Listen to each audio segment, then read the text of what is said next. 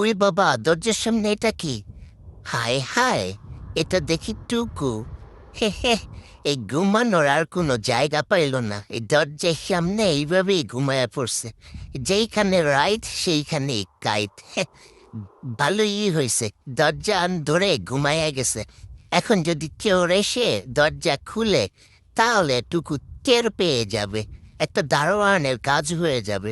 ঠিক আছে, চোর যদি আসে তাহলে চোর বলে ডাক দিবি, মেয়াও বলবি না।